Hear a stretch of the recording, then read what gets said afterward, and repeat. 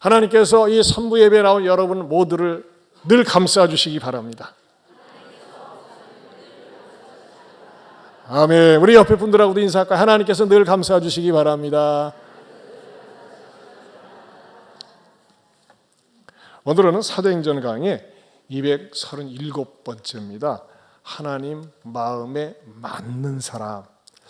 여러분, 이 세상에서 가장 행복한 것 가운데 하나는요, 마음에 맞는 가족, 마음에 맞는 친구, 마음에 맞는 교회, 마음에 맞는 사람들이 있는 곳이 행복합니다. 그렇죠? 그게 관계 행복 아니겠습니까? 우리 하나님도요, 하나님이 마음에 맞는 사람이 있더라고요. 지난주에 말씀드렸던 이 사울의 삶은 시화 뭐였어요? 말참의 인생이라고 그랬어요. 시작은 화려했지만 마지막이 비참한 사람. 참 굉장히 가슴 아픈 사람에 대해서 저도 설교를 하면서 가슴이 아팠어요. 그러나 오늘은 또 반전되어서 이 다윗에 대한 삶입니다. 이 사람은 어떤 사람이었어요?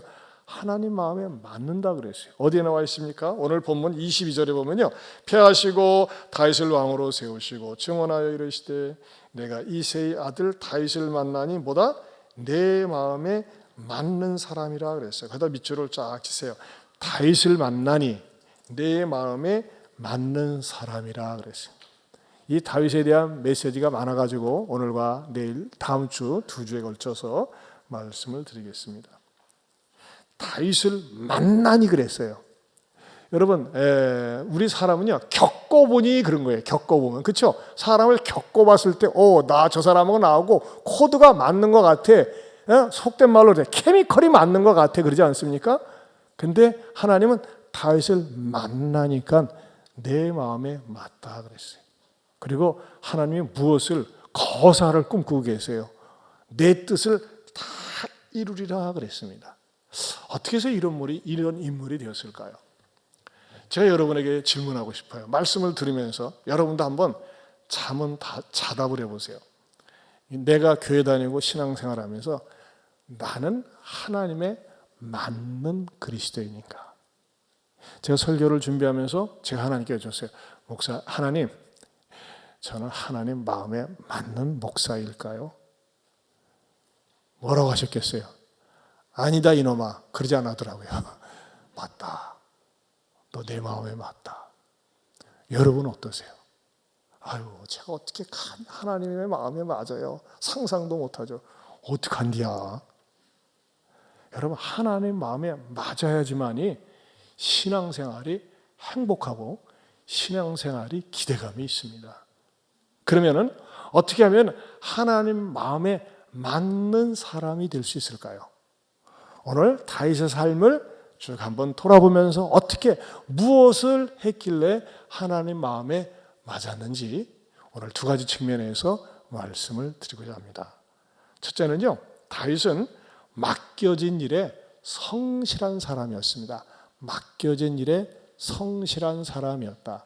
여러분, 만약에 여러분 주변에서 당신은 참 성실합니다라는 말을 들었다면 이미 성공한 사람입니다. 그러나 그런 말을 들어본 적이 없거나 듣지 못한다. 죄송합니다. 성공한 사람 아닙니다. 여러분, 우리 인간관계에 있어서 성실은 얼마나 중요한지 모릅니다. 하나님 편에서도 그렇습니다. 성실한 사람은 변덕이 없습니다. 성실한 사람은요, 감정 기복이 심하지 않습니다. 성실한 사람은 많은 사람이 믿을 수 있고 맡길 수 있는 사람입니다. 근데 다윗은 맡겨진 일에, 신앙생활의 모든 일에 성실하였다고 하는 것입니다. 하나님께서 사무엘 선지자를 통해서 사울 이제 너는 끝났다. 너는 너무 교만해. 너무 불순종해. 너무 잘난 척해 해가지고 하나님께서 사울의 왕위를 폐하셨습니다. 그 명령을 사무엘 선지자를 통해서 전달을 했습니다. 그런 사무엘도 얼마나 마음이 아팠겠어요. 그랬을 때 하나님께서는 사무엘에게 지시를 합니다. 야, 이새의 집에 가라. 그 집에 가면 아들들이 많이 있는데 그 가운데 하나 인터뷰를 해봐. 그 가운데서 2대 왕으로 내가 선택해 놓은 내 마음에 맞는 자가 있어. 그래서 사무엘이 드디어 이새의 집에 갑니다. 이새의 집에 갔더니 이새의 집에는 아들들이 굉장히 많이 있었어요. 그래서 이 낙심한 마음을 가지고 이새의 집에 갔는데 내가 당신의 아들들을 좀 만나러 왔습니다. 왕으로 간택하려고 합니다. 왔습니다. 첫 번째 아들 엘리압이 딱 나오는데 사무엘이 보는 순간 반해버렸어요. 와, 세상에 이렇게 남자애가 잘생기고 든든하고 안정감이 있을까 하면서 말이죠. 어휴, 하나님이 이렇게 선택해 놓으셨군요 하면서 기름을 부어가지고 안수하려고 하니까 아니다. 넌 어떻게 외모를 보냐? 나는 중심을 본다. 쟤 아니야. 그러면서 하나님이 거절을 하셨어요. 얼마나 이 사무엘 선지자인데 그래도 기도하는 사람인데 창피했겠어요. 그렇게 사람은요 아무리 신령해도 제대로 보지 못할 수도 있다는 거예요. 그래서 하나님이 아니라고 하니까 할 수 없지 하면서 첫째, 둘째에서부터 일곱째까지 딱 사무엘 앞에 서서 인터뷰를 하는데 다 아닌 거예요. 너무나 사무엘 선지자가 낙심이 됐습니다. 이제 당신한테 아들들이 없습니까? 아니요, 하나 남았는데 걔는 뭐 여기 끼지 못할 것 같아가지고 아직 뭐 이게 10대 청소년이고 그래서 아니 어디 있는데 빨리 데려오세요. 뭐 하고 있어요? 그랬더니 다윗이 무엇을 하고 있었느냐? 형님들은 왕의 후보자로 올라가가지고서 이렇게 하나씩 인터뷰를 하는 그 시간에 뭐 하고 있었느냐? 사무엘상 16장 11절입니다. 같이 보겠습니다. 또 사무엘이 이새에게 이르되 내 아들들이 다 여기 있느냐? 이새가 이르되 아직 막내가 남았는데 그는 양을 지키나이다. 사무엘이 이새에게 이르되 사람을 보내어 그를 데려오라. 그가 여기 오기까지는 우리가 식사 자리에 앉지 아니하겠노라. 다윗은 뭘 하고 있었어요? 양을 지키고 있었어요. 그런데 이 다윗은 말이죠, 양을 지키고 있으면서도 말이죠, 한가롭게 둘러넣어서 그냥 풀필이나 불면서 지들이 알아서 먹겠거니 하면서 이렇게 대충 지키지 않았다고 하는 것입니다. 이 다윗은 그가 양을 지킬 때 눈을 부릅뜨고 경계태세를 하고 혹시나 나에게 주어진 양무리 가운데 한 마리라도 다치거나 넘어지지는 않을까. 심지어는 그 들판에서 사자나 곰이 와서 늑대가 와서 그것을 가져가지 않을까. 눈을 부릅뜨고서 늘 지키면서 적극적으로 지켰다고 하는 것입니다. 그래서 뭐라고 나중에 다윗이 자기가 양을 지키는 모습을 자기의 사명을 다하고 있는지 이렇게 표현하고 있습니다. 3상 17장 34, 5절입니다. 다윗이 사울에게 말하되 주의 종이 아버지의 양을 지킬 때 사자나 곰이 와서 양떼에서 새끼를 물어가면 내가 따라가서 그것을 치고 그 입에서 새끼를 건져내었고 그것이 일어나 나를 해하고자 하면 내가 그 수염을 잡고 그것을 쳐 죽였나이다. 다윗은요 양을 돌볼 때 수동적으로 그저 내 시간만 때우면 되지 이런 식으로 지키지 않았다고 하는 것입니다. 적극적으로 누가 양을 뺏어가려고 하면 거친 짐승이 와서 찬탈하려고 하면 나서서 싸워가지고 어떻게든지 자기 양떼들을 지켰다고 하는 것입니다. 여기서 다윗이 양을 지켰다고 하는 것은 철저한 책임감과 사명감을 가지고 지켰다고 하는 것이죠. 여러분 이럴 수도 있잖아요. 애비씨 나는 사람이 아닌가 말이지. 형들만 싹 데리고 가고 유명한 사무엘 선지자 온다고 하는데 난 이게 뭐야 하면서 말이죠. 양들에게 발길질하거나 말이죠. 툭툭 대가리 치면서 말이야. 참 난 신세가 이렇다. 이렇게 투정을 부리거나 자기 비하에 빠지지 않고 그냥 형님들이 간 건 간 거고 하면서 자기 자리에서 열심히 양을 지키고 돌봤다고 하는 것입니다. 한 걸음 더 나가서 이 다윗은요. 짜투리 시간, 여분의 시간을 절대 낭비하거나 소홀히 여기지 않았습니다. 우리 여기 프레시맨 우리 대학생들 몇 명 있는데 잘 들어보세요. 여러분들에게 인생의 성공의 길, 축복의 길이 있어요. 다윗은 어떻게 했어요? 그 양들을 지키고 수시로 이 체력을 단련하면서도 틈나는 대로 무엇을 했느냐? 그는 악기를 연주했다고 하는 것입니다. 어느 정도였느냐? 이 일대 사울왕이 말이죠. 마음속에 미움, 원망, 분노, 교만 이 못된 것만 가득 차 있다 보니까 여러분 사람의 마음속에 미움, 원망, 분노, 큰 증오심 이런 것이 차 있으면요. 마귀가 들어가서 그 사람을 갖다가 장난칠 수가 있어요. 그러니까 이 사울도 말이죠, 막 분노하고 억울하니까 말이죠, 이것이 폭발해가지고 악령이 들어가서 이 사울로 하여금 소위 말하면 지랄 발광하게 만드는 거예요. 요동을 치게 만드는 거예요. 그거 어떻게 해요? 뭐 의사가 와서 아무리 뭐 진찰하고 보약 먹이고 한약 먹이고 양약 먹여도 뭐 그냥 너무 발광을 해요. 그때 똑똑한 신하가 있었어요. 임금님, 제가요 우리 임금처럼 저렇게 요동치는 상황에서 깔끔하게 치료할 수 있는 치료사를 알고 있습니다. 어떻게 해? 어떻게? 빨리 데려와 해가지고 데리고 왔어요. 누구를 데려왔는지 아세요? 다윗을 데려왔어요. 다윗은 무엇을 했게요? 3상 16장 23절을 보겠습니다. 시작. 하나님께서 부르시는 악령이 사울에게 이를 때 다윗이 수금을 들고 와서 손으로 탄즉 사울이 상쾌하여 낫고 악령이 그에게서 떠나더라. 여러분 보세요. 악기를 어떻게 연주를 했길래 악령이 떠나갑니까? 이 다윗은 탁월한 수준의 악기를 연주했다는 거예요.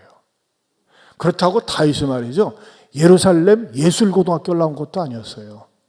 그런 들판에서 틈나는 대로 악기를 연주해가지고 그 수준이 어느 정도, 동네 소문이 다 나가지고 다윗 데리고 오면은 악령이 든 사람도 나간대. 소위 말하자면 뭡니까? 이것이 음악 치료사, 뮤직 테라피스트예요.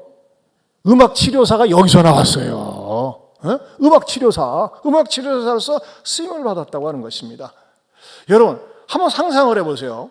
우리나라에 격투 선수가 있어요. 막 격투 선수가 막 온몸으로 싸우지 않습니까? 이 격투 선수가 시간만 하면 악기를 기가 막히게 연주할 수 있다. 상상이나 됩니까? 정반대입니다. 정서적으로. 그런데 다윗은 온몸으로 싸울 줄도 잘 알았지만은 틈만 나면 악기를 연주하면서 악령이 들린 사람을 내쫓을 수 있을 정도로 정신적으로나 영적으로 그런 잘 준비가 되어 있었다고 하는 것입니다. 저는 여기서 다윗이란 인물을 제가 송구영신 예배 때 말씀드린 것처럼 주전자 정신을 봤어요. 주전자 정신. 주는 뭐예요? 주체성이에요. 다윗은 말이죠, 나는 양 지키는 사람이야, 나는 목동이야. 그 본분을 망각하지 않았다고 하는 것입니다. 그러면서 철저하게 양을 돌보고 관리할 줄 알았어요. 저는 뭐예요? 양을 치는데 인턴십 정도로 계약직이야, 나는 시간만 때우면 돼, 이것만 지나가면 돼, 그 식으로 한 것이 아니라 전문성을 가지고 양을 돌봤습니다. 어느 정도로요? 돌멩이 하나 가지고 골리앗 장군을 때려눕힐 수 있을 정도의 전문적인 실력을, 무술을 닦았다고 하는 것입니다. 그리고 자는 뭐예요?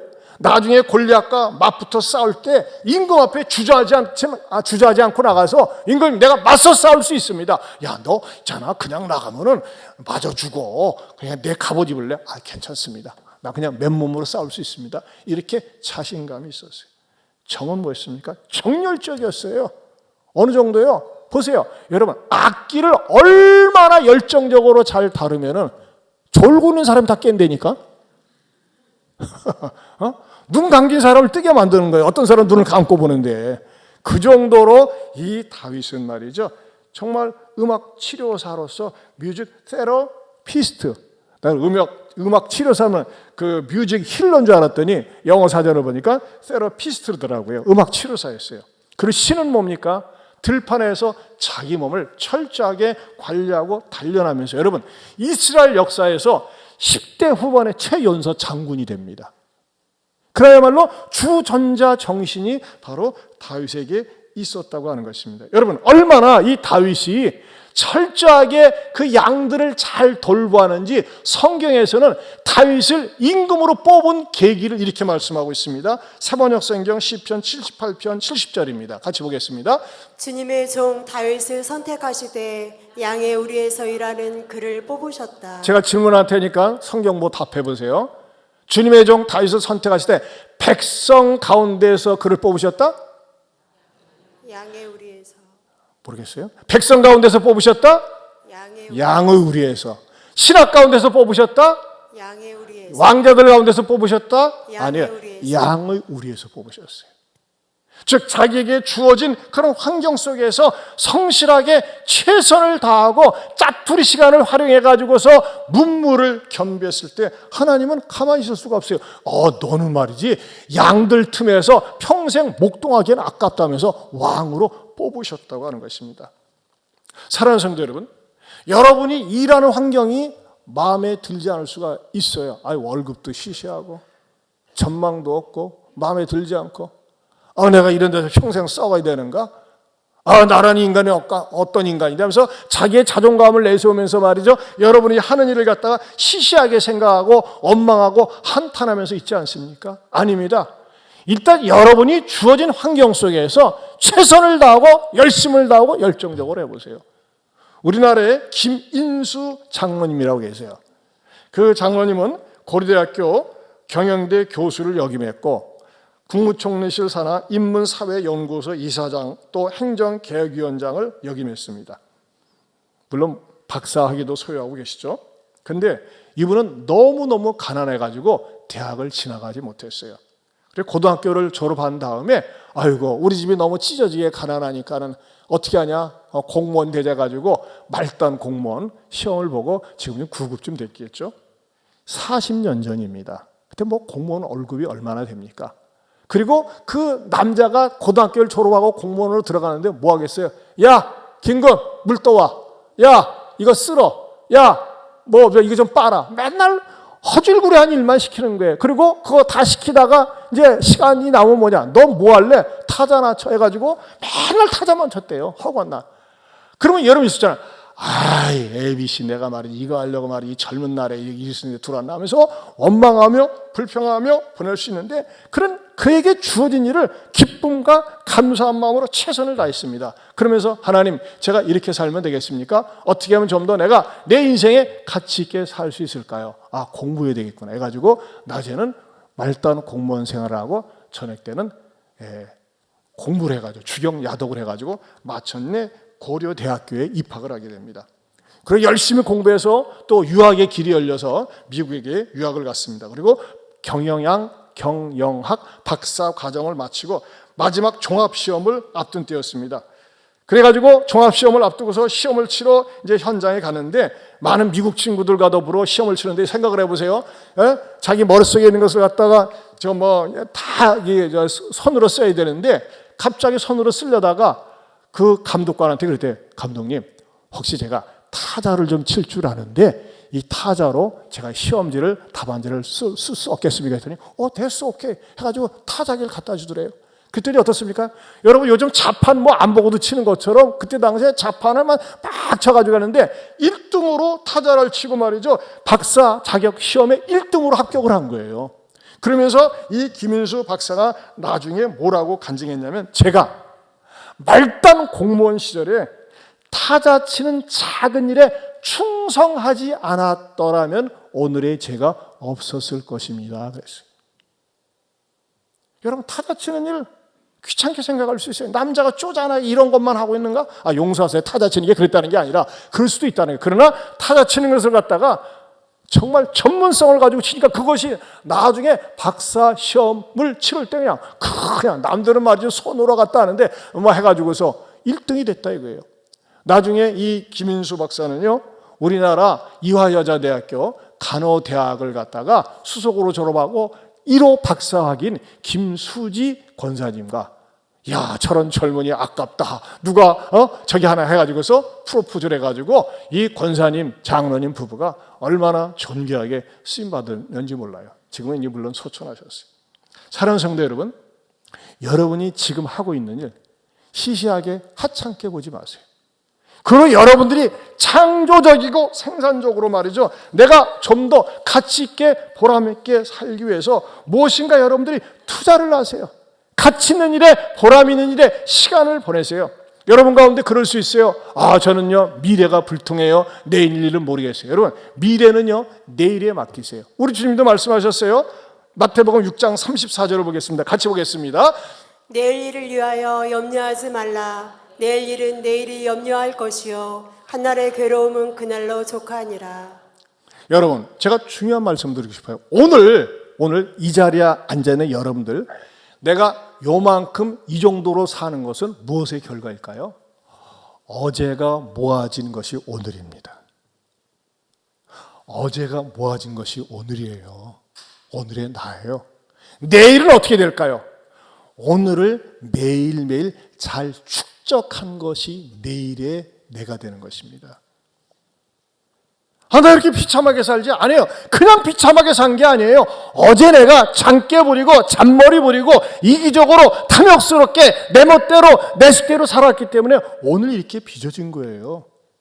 그러면 내일은요? 많은 사람들이 자기가 과거에 잘못 살아왔고 오늘 힘들게 산 것 때문에 점을 치고 앞날을 알길 원합니다. 점쟁이한테 갑니다. 근데 하나님은요, 우리로 하여금 내일을 알게 하지 않으셨어요.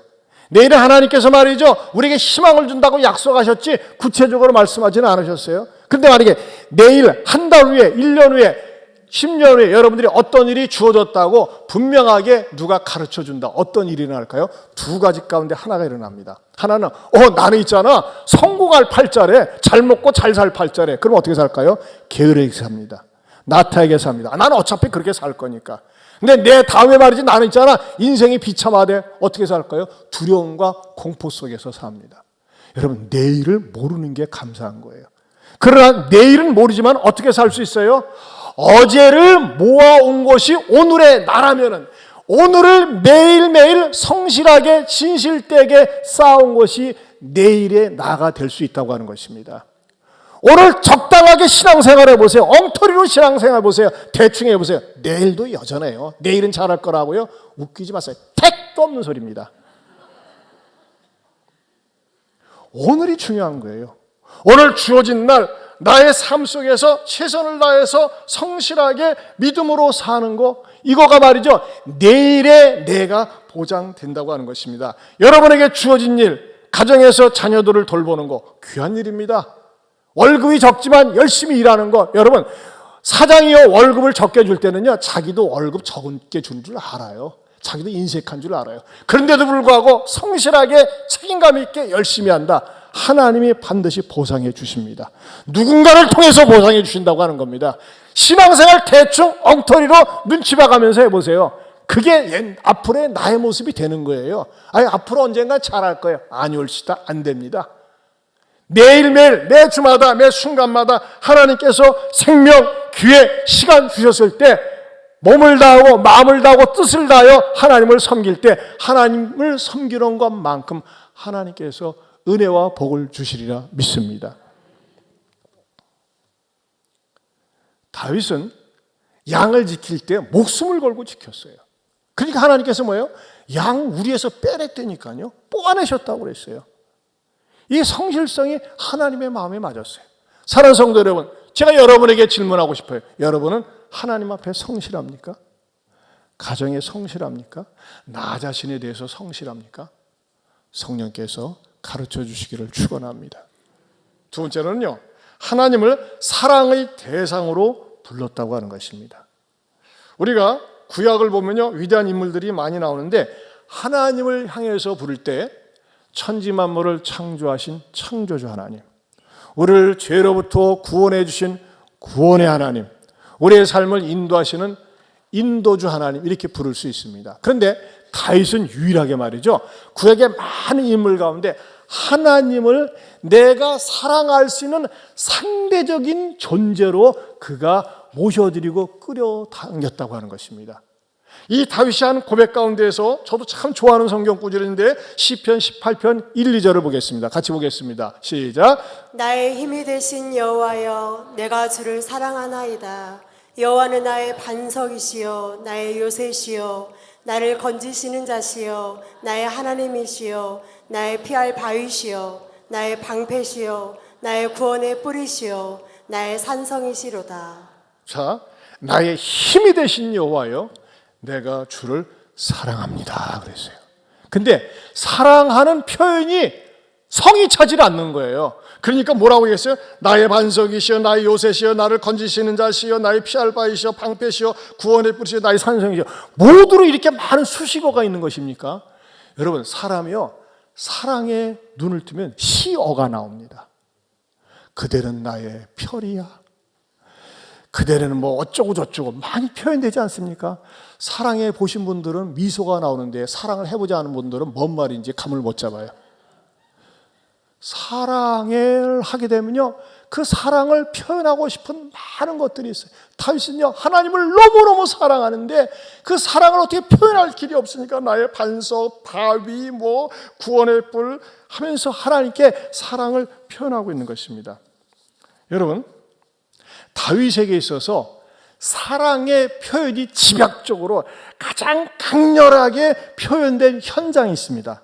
그게 어딜까요? 그것은 블리앗의 대장군 골리앗과 맞짱 뜰 때입니다. 어떻게 해서 그렇게 볼 수 있느냐? 이스라엘과 블레셋의 전쟁이 일어났어요. 그때에 형님들 3명은요 징집 연령에 해당되기 때문에 20살 이상이 되었기 때문에 다 불려서 갔어요. 다윗은 아직 17세 소년이기 때문에 집에서 양을 지키고 있었어요. 근데 아버지가요, 야 다윗아, 네 형들이 다 지금 군대가 있는데 위문 좀 가려무나. 네 아버님. 그래서 개나리 보침에다 잔뜩 먹을 거 가지고, 야 형들만 갖다 주면 되겠냐? 그 대대장님 또는 사단장님도 먹을 것 좀 갖다 주래 가지고 잔뜩 짊어지고 갔습니다. 드디어 최전선에 갑니다. 전세가 나가는데 이상하게 말이죠, 이 전쟁 분위기가 아니라 다 이렇게 숨도 제대로 못 쉬고 가만히 숨어 있는 거예요. 숨어 있는 거예요.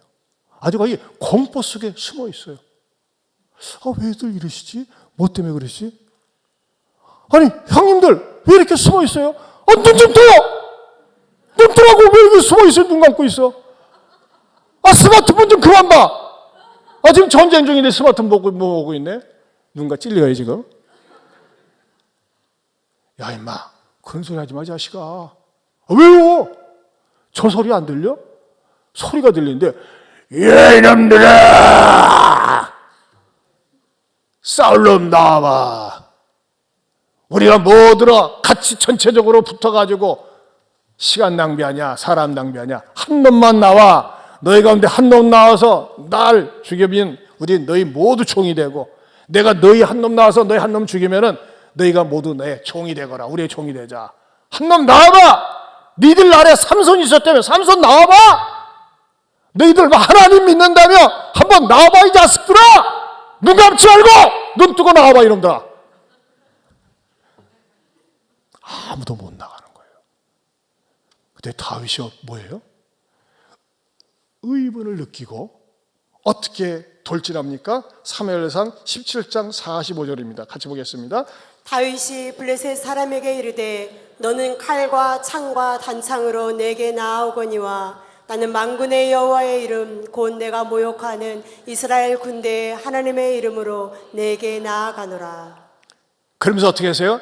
다윗은 다 다름질하면서 말이죠, 물맷돌을 가지고 싹 가지고 탁 날렸는데 그 작전을 뭐라고 하는지 아십니까? 이막가라 작전입니다. 제가 만든 영화입니다. 이막가라 작전. 여러분 보세요. 돌멩이를 던지는데 여러분 사람이 맞박이라는 게 이 보통 센 게 아니에요. 성경 사무엘상 17장에 가서 맞박에 박혔다고 그랬어요. 총알이 박히는 것처럼. 여러분 저격수들이, 스나이퍼들이 총을 쏠 때 얼마나 신중한지 모릅니다. 얼마나 고된 훈련을 하고 다 있다가 저 졸고 있는 인간 어떻게 하면 내가. 근데 다윗은 말이죠, 더군다나 가만히 앉은 자리에서 이게 아니에요. 달려가면서 내 새끼 하더니요 막 먹고 쓰러졌어요. 저는요 설교를 준비하면서 이번에 새로운 관점이 생기더라고요. 다윗이 이 돌멩이를 던지는 사건은 십자가 정신이었어요. 자 보세요. 다윗은요 하나님의 이름이 모독을 당하는 것에 대해서, 모욕을 당하는 것에 대해서 견딜 수가 없었어요. 내가 사랑하는 하나님, 내가 사랑하는 하나님이 저렇게 모욕을 받다니, 저런 인간에게. 그러면서 말이죠, 죽을 각오로 나간 겁니다. 십자가 정신으로 나갔어요. 근데 더 놀라운 사실은요, 엄밀한 의미에서 다윗이 돌멩이를 던졌는데요, 이거 맞춘다는 게 보통 어려운 게 아니거든요. 저는요 성령님이 역사하셨다고 확신합니다. 왜냐하면 뭘 보면 아냐면요, 다윗은 이 사건 이후로 수없이 많은 수천 번의 전쟁을 치릅니다. 근데 단 한 번도 돌을 사용하지 않습니다. 칼을 사용합니다. 창을 사용하거든요. 그럼 뭐예요? 돌멩이를 이렇게 던졌을 때에 하나님께서 너무너무 감동이 된 거야. 세상에 왕을 비롯해서 이스라엘 모든 백성들이 벌벌 떨기만 하고 내 이름이 모욕을 당하는데도 불구하고 누가 하나 안 나섰는데 다윗이 나서는 거예요. 뭐예요? 필사즉생, 죽기를 각오하고 나서는 거예요. 그게 십자가 아니겠어요? 하나님이 세상을 이처럼 사랑하사 독생자를 보내주신 것처럼 다윗도 하나님을 너무너무 사랑해서 하나님과 죽어도 좋습니다, 그런 마음을 가지고 달려갈 때에 돌멩이를 던질 때 성령님께서 돌멩이성이 함께 하신 거야. 그러니까 맞박에 들어가서 박히게 했어요. 마치 예수님께서 우리의 죄를 위해서 십자가에 죽으시고 부활은 누가 시키셨어요? 성령님께서 시켜주신 것처럼. 이런 마음을 가지고 그는 골리앗을 맞짱 떴을 때 뭐예요? 하나님의 마음이 너무너무 감동이 된 거예요. 이야, 어느 누구도 내 이름의 모욕을 당할 때 무서워하고 도망가기만 하는데 다윗은 네 목숨을 내걸고 나섰구나. 너야말로 내 마음에 맞는 사람이다 라고 하나님께서 쳐주신 겁니다. 사랑하는 성도 여러분, 우리가 신앙생활하면서요, 대충 적당히 얼마든지 꿰부리면 눈치 보면 할 수 있어요. 근데요, 그런 식으로 교회 오래 다녀봤자 밥그릇만 교회 탄인 날수만 많아질 뿐이에요. 이왕에 신앙생활 할 바에야 하나님 감사해요, 나는 하나님의 마음에 맞는 목사 같아요. 아니, 하나님 마음에 맞는 목사예요. 하나님 마음에 맞아요. 하나님 감사해요. 이 하나님의 내면의 음성을, 하나님이 나와 함께 하심을 깨닫고 체험할 수 있기를 축원합니다. 여러분 이거 아십니까? 하나님도 감정이 있어요. 여러분 우리 사람들이 얘기할 적에 이런 말이 있죠. 기분나, 왜 나한테 감정이 있어? 그 감정 때문에 싸움이 시작됩니다. 근데요, 우리가 무엇이 있어야 될까요? 하나님의 사랑에 대한 감정이 있어야 돼요. 하나님을 사랑하는 감정. 따라서 합시다. 하나님을 사랑하는 감정. 하나님을 사랑하는 감정. 여러분, 얼마나 여러분이 입술로 부르고 기도하고 간구하는 그분에 대한 감정이 있는데 사랑에 대한 감정이 있습니까? 하나님을 사랑하는 감정은요, 세 가지로 나타납니다. 첫째는요, 하나님 이름이 모욕을 당하면 아파합니다. 하나님의 영광이 가려지면 견딜 수가 없습니다. 의분이 생깁니다. 여러분, 저는 종종 이런 감정을 느낍니다. 뉴스를 보면서 목사들이 말이죠, 덕스럽지 못하고 어떤 부끄러운 일을 행할 때 얼마나 제가 가슴이 아픈지 몰라요. 하나님의 영광이 또 떨어지네요. 저 목사가 한지 제가 한 거나 다름이 없습니다. 하나님 용서해 주세요 하면서 말이죠, 굉장히 가슴 아파하고 대신 회개할 때가 많이 있습니다. 여러분, 우리가 이런 말을 들을 때 저게 그리스도이냐? 저게 예수 믿어? 저렇게 사기치고 거짓말하고 나쁜 짓 하면서 말이야, 집사라면서 술 처먹고 담배 피고 옳지라고 못된 데 드러들고 저게 집사야? 권사야? 장로야? 목사야? 여러분, 그런 말을 세상 사람들이 할 때, 하는 말을 들을 때 어떻게 됩니까? 아파해야 됩니다. 하나님, 잘못되는 사람들 때문에 하나님의 영광이 이렇게 모욕을 받네요. 하나님 죄송합니다. 내 탓입니다. 한 걸음 더 나가서 다른 사람이 하나님의 영광을 가리고 하나님에게 모욕을 줄 때 아픕니까? 나는 어떻습니까? 내가 잘못 살 때, 덕스럽지 못하게 살 때, 엉터리 그리스도인으로 살 때 하나님은 모욕을 느낍니다. 네가 그리스도인이냐? 네가 하나님의 자녀가 돼가지고 그럴 수 있느냐? 하나님의 모욕감을 느낍니다. 사랑하는 성도 여러분, 저는요, 우리가 하나님을 사랑한다고 할 적에 하나님의 영광이 가려지지 않도록, 하나님의 이름이 모욕을 당하지 않도록 우리가 하나님의 영광을 위해서 살펴보고 신중하게 살고 조심스럽게 살 수 있기를 주님의 이름으로 축원합니다. 하나님을 사랑하는 감정 두 번째는 뭘까요? 하나님을 존중히 여기고자 합니다. 내 삶 속에서 하나님을 존중해 드리고 싶어요. 하나님을 세워드리고 싶어요. 여러분, 우리가 믿는 하나님은 인격자십니다. 인격이 있다고 하는 것은 상대적인 거예요. 그렇지 않겠어요?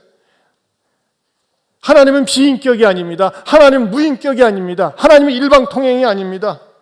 세상의 모든 종교는 거의 독백에 가깝습니다. 연부라는 거 독백이에요. 들을 수 있는 신이 없어요.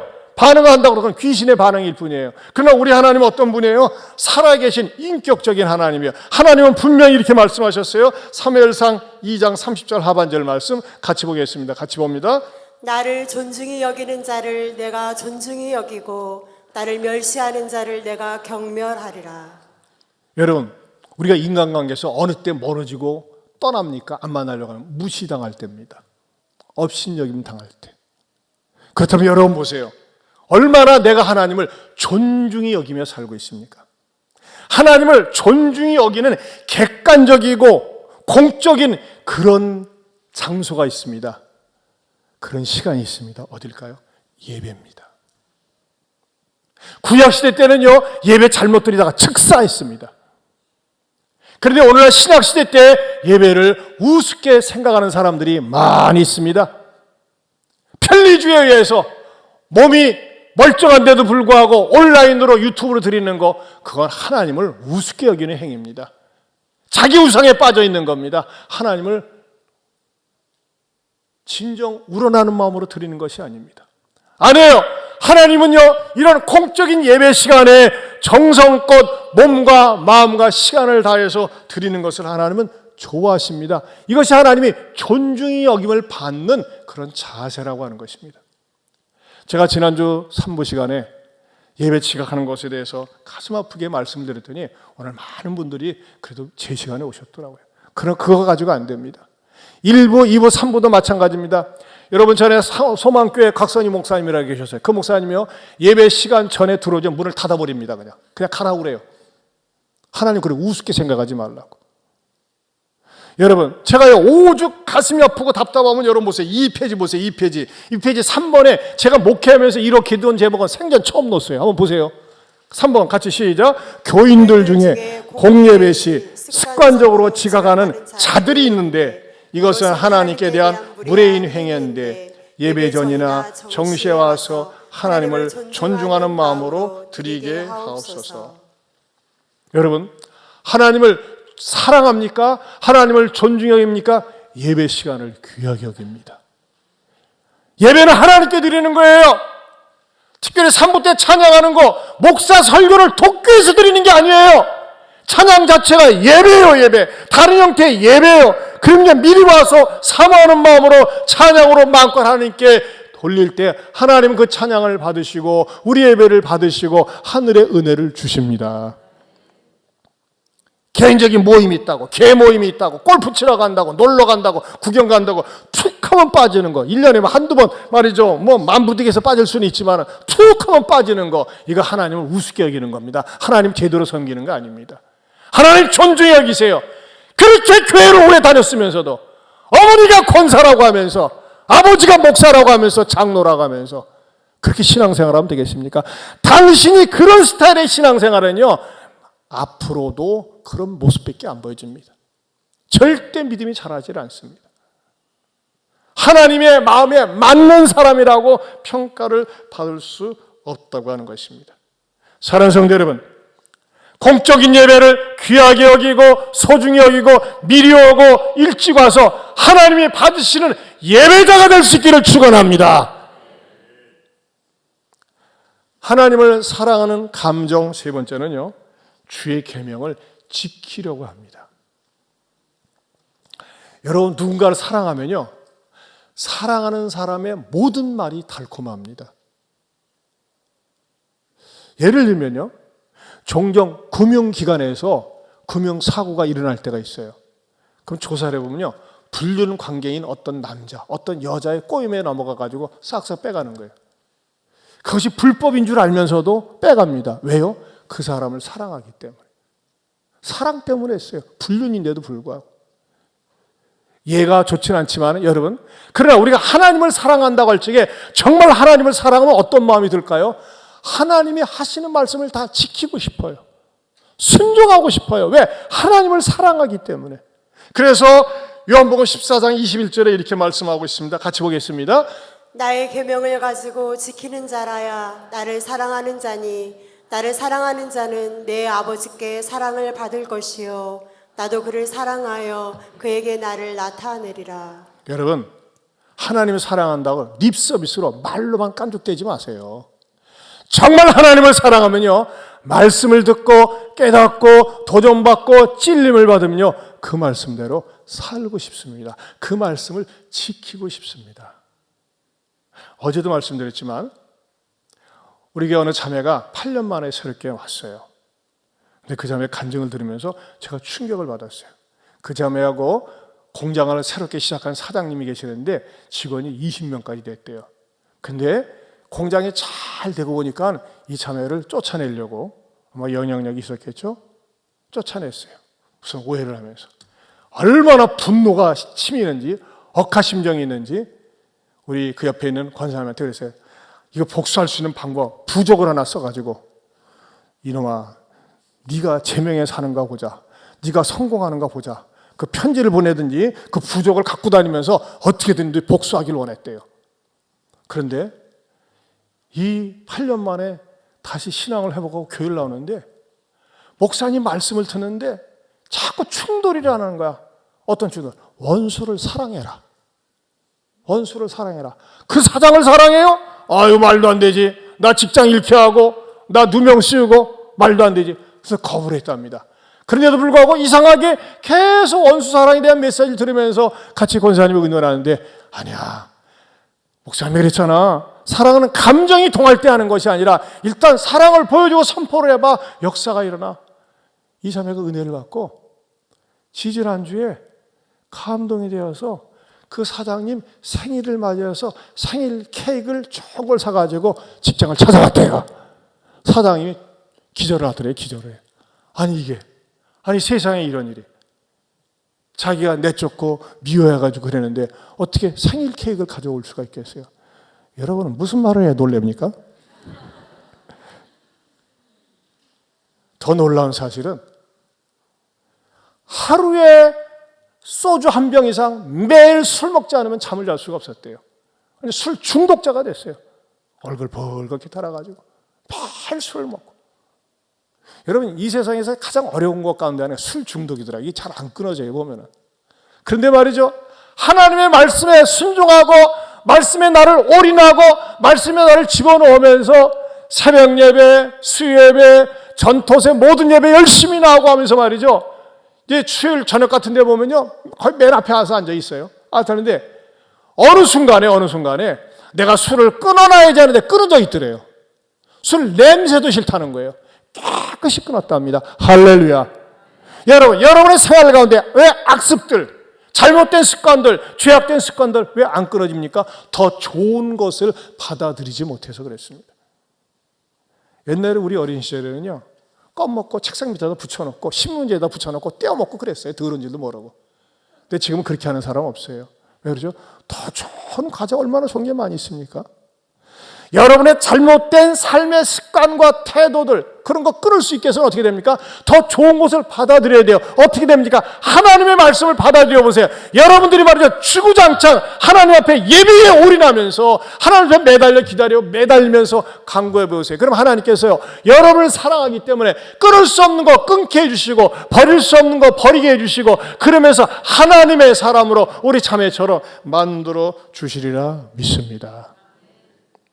사랑하는 성도 여러분, 신앙생활 그냥 적당히 대충 하고 싶습니까? 그럼 대충으로 끝나요 그냥. 근데요 내가 하나님 마음에 맞는 신앙생활, 하나님이 나를 볼 때 너무나 기쁘고 좋아하고 하나님이 나를 볼 때 그렇고 나도 하나님 뵐 때 그렇고 저는요 주일날 1, 2, 3부 설교 끝나고 또 지난주 오후에는 장례 예배가 있고 또 모이면 너무너무 피곤해요. 그래서 어느 때 가장 행복하냐면요. 저녁 9시쯤에 우리 교회 모든 예배 다 마치고 혼자서 지하 은혜홀에 가서 혼자서 눈을 감고 기도할 때 하나님 오늘도 예배 속에 함께 해주셨죠. 은혜 주셨죠. 하나님 너무 감사합니다. 얼마나 행복한지 몰라요. 하나님 나 좋죠. 저도 하나님 너무 좋아요. 이거는요, 맛을 봐야 맛을 합니다. 어떻게 하면 될까요? 내 마음을 하나님께 드려보세요. 내 생각을 드려보세요. 내 삶을 드려보세요. 그러면요, 내가 하나님께 지배당하면서 내 인생이 빼앗기는 것이 아니에요. 하나님께서 더해 주시는 복이 있어요. 그래서 너희는 먼저 그의 나라와 그의 의를 구하라. 그리하면 이 모든 것을 너에게 더해 주시자 약속해 주십니다.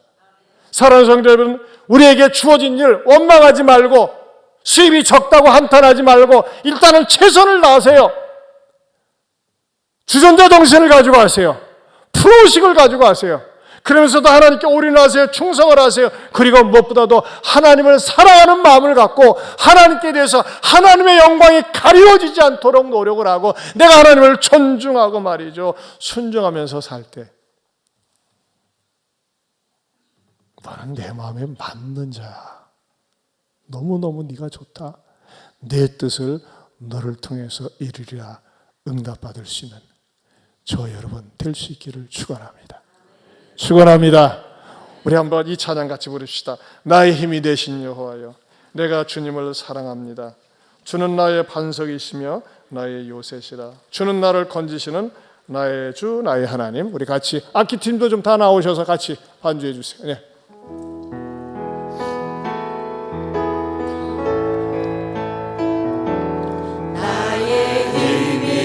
되신 여호와여, 내가 주님을 사랑합니다. 주는 나의 반석이시며 나의 요새시라. 주는 나를 건지시는 나의 주 나의 하나님, 나의 귀한 다윗이요 나의 방패. 우리 다 같이 일어서서 두 손 들고 나의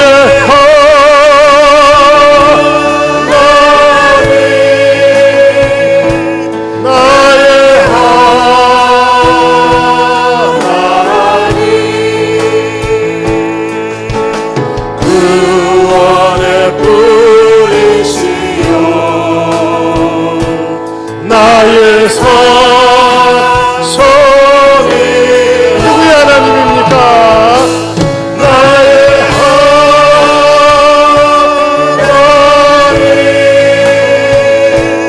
나의 하나님,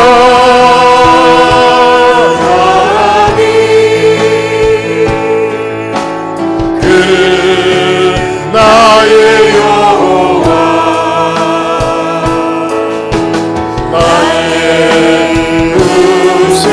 나의 생명 되신 하나님입니다. 나의 생명이신 여호와여,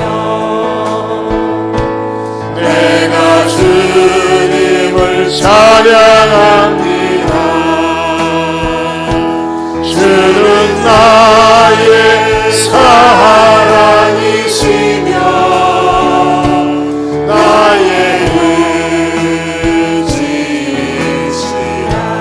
손을 앞에 들고 주는 나를 이끄시오 주의 길 인도하시며 나의 생애 목자 되시니 내가 따르리. 아멘.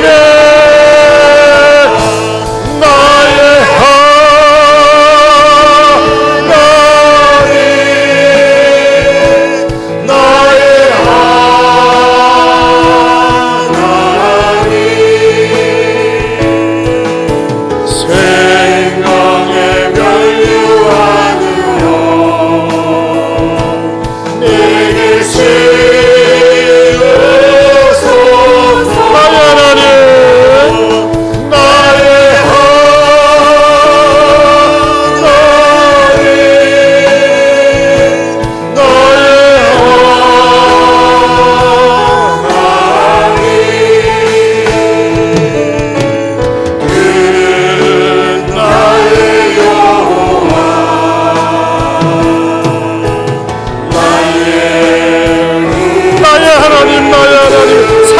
연관으로 나의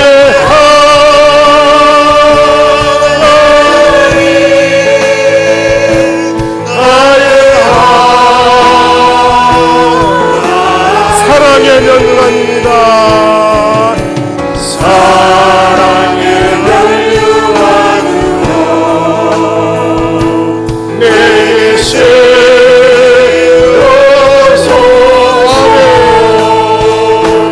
나의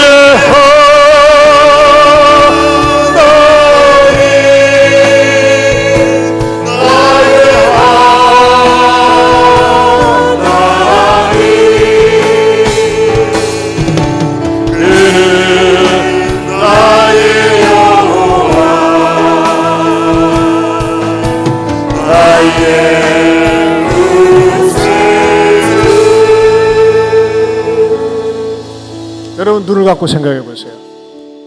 말씀을 듣고 찔립니까? 그 하나님께서 나에게 고치라고 하는 거예요. 하나님 용서해 주세요. 하나님이 나를 보실 때 난 네가 마음에 들어. 너는 내 마음에 맞는 것 같아. 그렇게 말씀하실 것 같아요? 아니면 난 아직도 불편하다. 너 이렇게 죄 짓고 있니? 왜 이렇게 원망하고 사니? 왜 이렇게 게으르니? 왜 이렇게 미워하고 사니? 이렇게 책망하시지 않을까요? 여러분의 주어진 거 원망하기보다는 감사하면서 최선을 다해서 열정으로 주정자 정신을 가지고 살아보세요. 하나님이 다윗을 양의 무리에서 뽑으셨다고 그랬어요. 여러분, 우리가 어떻게 살아야 될까요? 하나님을 사랑하세요. 하나님의 이름이 모욕을 당하면 아파해야 돼요. 또 나는 하나님 앞에 덕스럽지 않게 살아가지고 하나님의 영광을 가리운 적은 없을까요? 얼마나 하나님을 존중하십니까? 얼마나 주의 말씀에 순종하며 살려갑니까? 오늘 말씀을 들으면서 하나님 죄송합니다. 제가 너무나 게으릅니다. 너무나 이기적으로 나 중심으로 살았습니다. 회개할 부분이 생각나다면 회개하세요. 하나님 앞에 다짐하세요. 하나님, 저도 하나님 사랑하면서 살겠습니다. 나의 힘이 되신 여호와여, 내가 주님을 사랑합니다. 그 고백이 내 입술에 발리는 것이 아니라 내 마음에 우러나는 고백이 되길 원하고 하나님 앞에 순종하며 따르길 원합니다. 우리 주여 한번 부르고 통성으로 기도합니다. 주여. 하나님 아버지 감사합니다.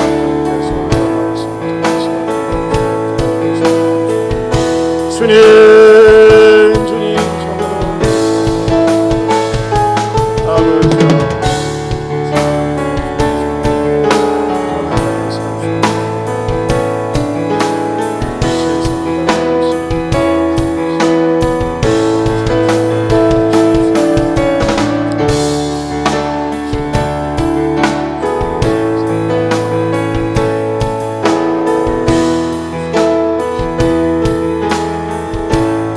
하나님 아버지 감사합니다.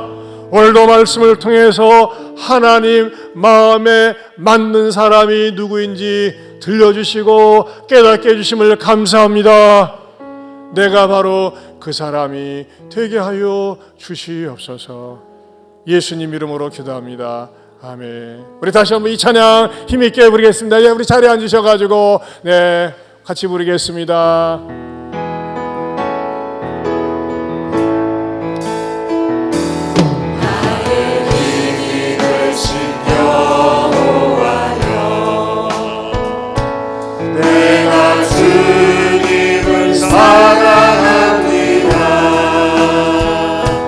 주는 나의 반석이시며 나의 요새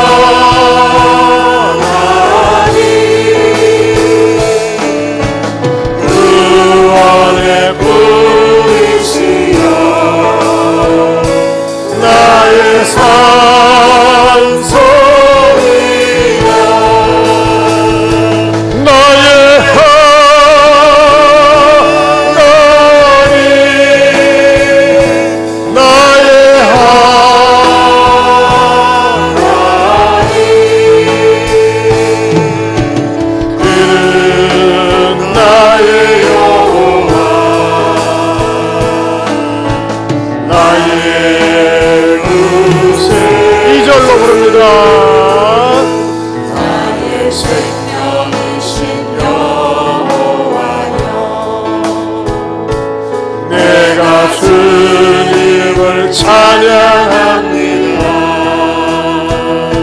주는 나의 사랑이시며 나의 의지이시. 아멘. 주는 나를 이끄시고 주의 길 인도하시며 나의 생의 목자 되시니 내가 따르. 아멘. 나의 하나님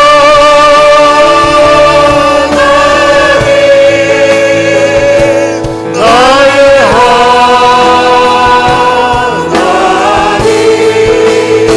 하나님 사랑의 면류관으로 내게 실어서서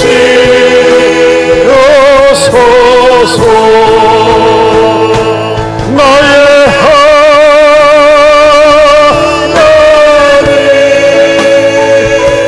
나의 하나님 그는 나의 여호와 나의 구세주. 다시 한번 기도하겠습니다. 하나님 아버지, 오늘 우리 3부 찬양 예배를 통해서 영광을 받아주시고 또 나에게 필요한 메시지를 주심을 감사합니다. 주님, 내가 하나님 마음에 맞는 사람 되겠습니다. 순종하며 살겠습니다. 나를 받아주시옵소서. 여러분 가운데 몸에 만성적인 질병이 있는 분이 있습니까? 아픈 분에 서는 데서 제가 여러분을 위해서 치유기도를 하겠습니다. 하나님 아버지, 이 자리에는 약을 먹어도 잘 듣지 않고 참도 오지 않고 소화도 되지 않고 만성 질병으로 고통당하는 분들이 있습니다. 주여, 주님께서 피 묻은 손으로 어루만져 주시옵소서. 나사렛 예수 그리스도 이름으로 명하노니 나를 힘들게 하고 지치게 하고 잠 못 자게 하고 불안에 떨게 하고 두려움 가운데 주는 질병아, 예수 이름으로 명하노니 떠나갈지어다. 떠나갈지어다. 마음의 질병도 떠나갈지어다. 내 마음속에는 원한과 분노와 한도 떠나갈지어다. 우리 사랑하는 성도들을 어루만지시고 치료하여 주시옵소서. 그래서 하나님께 올인하며 하나님 앞에 푹 빠져서 예배에 푹 빠져서 하나님의 음성 듣고 하나님 앞에 복되고 아름다운 그리스도인의 삶 살게 하여 주시옵소서. 이제는 우리 주 예수 그리스도의 은혜와 하나님 아버지의 변함이 없는 사랑과 성령님의 감화감동 교통하심의 은혜가 나도 하나님의 마음에 맞는 사람으로 살겠다고 다짐하는 모든 성도들 위해 영원토록 함께 있을지어다. 아멘.